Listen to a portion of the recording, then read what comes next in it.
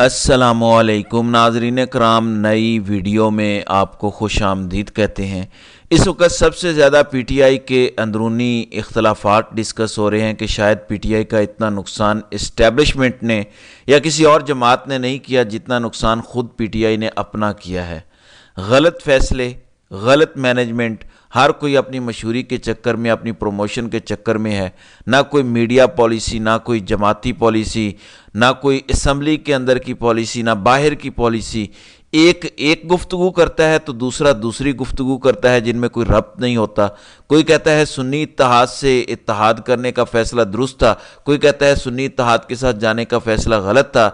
ऐसी सारी सूरत हाल में शेर अफजल मरवत बड़े डिस्कस हो रहे हैं। शेर अफजल मरवत भी एक अजीबो गरीब करैक्टर हैं, एक सर फिरा, कभी कभी बड़ा खड़ूस लगता है, कभी कभी बड़ा जोली और डिसेंट लगता है, कभी कभी वो टर्किश फिल्मों का हीरो लगता है तो कभी कभी साउथ इंडियन तमिल फिल्मों का विलन लगता है। चाल ढाल, बोल चाल, यानी एक टोटल डिफरेंट इंसान। तनकीद भी होती है शेर अफजल मरवत पे कि देखो इस्टेब्लिशमेंट का बंदा है, शेर अफजल मरवत को तो कोई गिरफ्तार नहीं करता, शेर अफजल मरवत के पीछे तो पुलिस नहीं आती, तो ये तो इस्टेब्लिशमेंट का बंदा है। फिर कुछ व्लॉगर्स जो पाकिस्तान से बाहर बैठे हैं, जिन्हें किसी की परवाह नहीं है, वो उन ममालिक में बैठे हैं जहां उनका कोई कुछ बिगाड़ नहीं सकता, वो शेर अफजल मरवत को इस्टेब्लिशमेंट का एजेंट करार देते हैं। लेकिन शेर अफजल मरवत की एक अपनी ही नेचर है, जो उनके मुंह में आता है, जो उन्हें ठीक लगता है वो बोल देते हैं।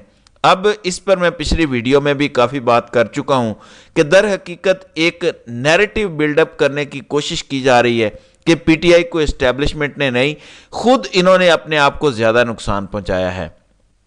इमरान रियाज ने भी शेर अफजल मरवत के हवाले से सवाल हुआ, वो किसी को इंटरव्यू दे रहे थे, उनसे पूछा गया कि शेर अफजल मरवत के बारे में आपका क्या ओपिनियन है। तो उन्होंने कहा कि शेर अफजल मरवत कोई नॉर्मल शख्स नहीं है। वो जिस तरह से लड़ने लग जाते हैं, इमरान खान के गिरफ्तार होने के बाद एक ही शख्स नज़र आया पूरे केपीके में जिसने एक बेदारी की लहर चलाई, वो एक ही शख्स था, शेर अफजल मरवत।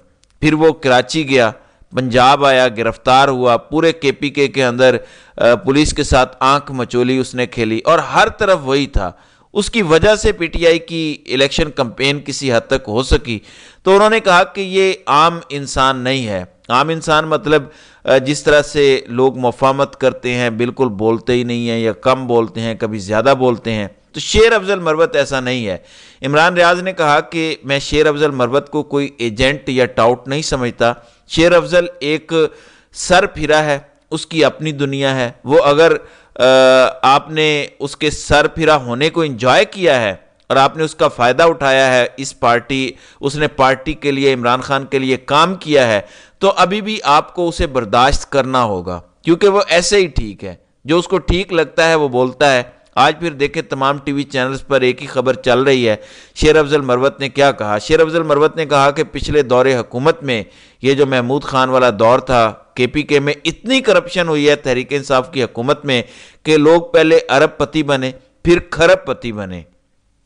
साबिक चीफ मिनिस्टर महमूद खान, उसके पास जो माइंस हैं जिनका उन्होंने ठेका लिया है, एक दिन में वो 25 लाख रुपया कमाता है, तो अंदाज़ा करें वो करोड़ों रुपए महीने के कमाते हैं। इसी तरह उन्होंने कहा कि अली अमीन गंडापुर भी बात कर चुके हैं कि साबका कैबिनेट में 9 वज़रा ऐसे थे जिन्होंने खुलकर करप्शन की, तो वो अपनी जमात के खिलाफ भी बोलता है, लिहाजा इस वजह से तनकीद भी होती है कि वो सीधी बात कर देता है। फिर उन्होंने कहा कि मेरा ये बयानिया नहीं था, मेरा मौक़िफ़ नहीं था इमरान खान को अडियाला जेल में रखा जाए, ये तो सब ने फैसला किया। इमरान खान की बहन भी थी जिन्होंने कहा कि अडियाला जेल में ही इमरान खान को रखना चाहिए, बनी गाला क्योंकि जंगल है, इस तरफ इमरान खान को नहीं जाना चाहिए। फिर जब तनकीद हुई, देखें इमरान खान ने खुद तस्लीम किया। इमरान खान ने कहा कि मैंने कहा था शेरानी ग्रुप को ज्वाइन कर लो, MWM को ज्वाइन कर लो, सुन्नी इत्तेहाद को ज्वाइन कर लो, आपके पास 3 ऑप्शन है, लेकिन सारे के सारे सुन्नी इत्तेहाद में चले गए।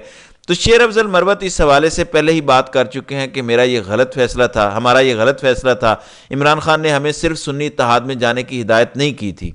दूसरी जानिब अली अमीन गंडापुर की कल आधे घंटे की इमरान खान से मुलाकात हुई, उसके बाद एक गुफ्तगू सामने आई। वो कहते हैं कि इमरान खान को सिर्फ एक चीज़ की फ़िक्र है, उसे कोई बाकी चीज़ों की परवाह नहीं है, उसे अपनी ज़ात की परवाह नहीं है, सहर व अफ्तार की परवाह नहीं है, अपनी हेल्थ, अपनी फैमिली की परवाह नहीं है, उसे सिर्फ एक फ़िक्र है कि मुल्क किस तरफ जा रहा है। جتنی مہنگائی، جس طرح معاملات جا رہے ہیں، جس قدر ملک میں انتشار ہے، جس طرح سے مینڈیٹ تسلیم نہیں کیا گیا اور اس کے بعد ان چوروں و چکوں کی حکومت بنا دی گئی جس کو لوگ تسلیم نہیں کرتے، تو یہ ملک چلا نہیں سکیں گے، ملک کے اندر مزید تباہی ہوگی۔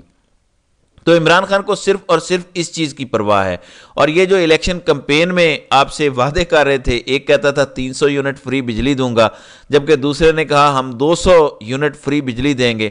اب خبر یہ ہے کہ 1 جولائی سے بجلی مزید مہنگی ہوگی، آئی ایم ایف نے کیونکہ شرائط لگائی ہیں، لہٰذا یہ جولائی سے بجلی مزید مہنگی ہو جائے گی، اتنی مہنگی ہو جائے گی کہ آپ لوگ گرمی کے اندر جھلسنا تو پسند کریں گے، لیکن پنکھا یا اے سی آپ غلطی سے بھی آن نہیں کریں گے، اتنے بل آئیں گے۔ جیسے پچھلی گرمیوں میں ہوا تھا، جس نے 100 یونٹ استعمال کیا، جس کے گھر میں ایک بلب لگا ہوا تھا، اس کو 90,000 کا بل آیا۔ تو دعوے دیکھیں، وعدے 200 اور 300 یونٹ بجلی دینے کے ہیں، جبکہ ٹکا خزانے میں نہیں ہے، الٹا بجلی اور زیادہ مہنگی ہونے جا رہی ہے۔ دوسری جانب نجم سیٹھی آج کل بڑے غصے میں ہیں، وجہ آپ کو پتہ ہے، Najam Sethi chairman P C B بننا چاہتے تھے، ان کو ملا کچھ نہیں ہے، جبکہ محسن نقوی آج کل منظور نظر ہیں۔ اب نجم سیٹھی نے کہا کہ عمران خان نے موجودہ army chief general Asim Munir کو ISI سے نکالا تھا، اس لیے دونوں طرف ایک پرسنل گرج ہے، یعنی آرمی چیف نے ابھی بھی وہ بات دل میں رکھی ہوئی ہے، اس لیے دیوار سے لگا رہے ہیں۔ اس کا مطلب یہ ہے کہ آرمی چیف نے بجائے اس کے کہ وہ ملکی سالمیت کا سوچتے، نیشنل انٹرسٹ میں سوچتے، یہاں پرسنل انٹرسٹ اور پرسنل گرج کی بیس پہ پورے ملک کو تباہ کیا جا رہا ہے۔ یہ نجم سیٹھی نے کہا ہے کہ دونوں میں پرسنل گرج بھی ہے۔ پھر نجم سیٹھی نے کہا کہ محسن نقوی، فیصل واڈا اور انوار الحق کاکڑ کی خصوصیت یہ ہے کہ یہ سب اسٹیبلشمنٹ کے مورے ہیں۔ محسن نقوی کسی کے بیٹے نہیں رہے، وہ جو زرداری کہا کرتا تھا کہ میرا بیٹا ہے، تو نجم سیٹھی کے بقول اب وہ کسی کے بیٹے نہیں رہے، وہ اسٹیبلشمنٹ کے بیٹے بن چکے ہیں، اس لیے ان پر اتنی نوازشات ہو رہی ہیں۔ دوسری جانب ٹویٹر پاکستان میں پچھلے 1 ماہ سے بند ہے۔ ایمنسٹی انٹرنیشنل نے اس حوالے سے مطالبہ کیا ہے کہ ٹویٹر پاکستان میں بحال کیا جائے، اس حوالے سے انہوں نے گہری تشویش کا اظہار کیا ہے، جبکہ نون لیگ نے اپنی اوقات دکھانا شروع کر دی ہے۔ کل عظمہ بخاری کی گھٹیا گفتگو آپ نے ملاحظہ کی، منیب اختر کے شو میں ایک طرف عطر کاظمی بیٹھے تھے، دوسری طرف شعیب شاہین بیٹھے تھے، اور وہاں پہ جو عظمہ بخاری نے زبان استعمال کی کہ باجوہ تمہارا باپ تھا، تم گھٹیا آدمی ہو، تم بے غیرت ہو، تم لانتی آدمی ہو، تو اس طرح کی گھٹیا اور غلیظ گفتگو اس عورت نے کل رات ٹی وی شو پر بیٹھ کر کی ہے۔ پھر نجم سیٹھی نے کچھ دیگر انکشافات بھی کیے ہیں۔ نجم سیٹھی کہتے ہیں کہ نواز شریف جب جیل میں تھے تو جنرل باجوہ ISI کے اسٹیشن کمانڈرز کے ذریعے ان کے ساتھ رابطے میں تھے۔ جنرل باجوہ نواز شریف کے ساتھ ہمدردی رکھتے تھے کیونکہ نواز شریف نے انہیں آرمی چیف بنایا تھا۔ تو نجم سیٹھی نے کہا کہ نواز شریف کے ساتھ اسٹیبلشمنٹ اور اس وقت جنرل باجوہ کی خاص محبت تھی، بے شک وہ جیل میں تھے، ان کو تمام تر سہولیات میسر تھیں، ان کے ساتھ مسلسل رابطہ تھا، ISI کے اسٹیشن کمانڈرز ان سے ملتے تھے جا کے جیل میں، اور وہ باجوہ تک ان کا پیغام پہنچاتے تھے۔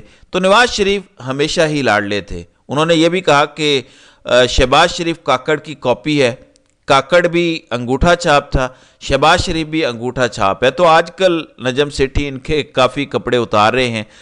اب ناظرین اکرام، PTI کے اندر اختلافات ختم ہونے کا نام نہیں لے رہے، جبکہ پاکستانیوں کا اصل مسئلہ ووٹ چوری اور مینڈیٹ چوری کا ہے۔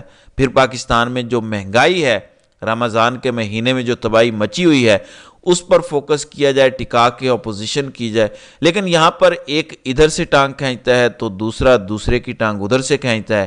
وجہ یہ ہے کہ یہ سارے کے سارے اپنی پروموشن کے لیے آئے ہوئے ہیں۔ یہ ٹک ٹاکر ٹائپ لوگ ہیں، مشہور ہو گئے ہیں، اس لیے اپنی پروموشنوں میں لگے ہوئے ہیں، کاز اور نظریے سے کسی کا لینا دینا نہیں رہا۔ تو ناظرین اکرام، آپ کی اس ویڈیو کے حوالے سے کیا رائے ہے؟ آپ اپنی رائے کا اظہار کامنٹ سیکشن میں ضرور کیجیے گا۔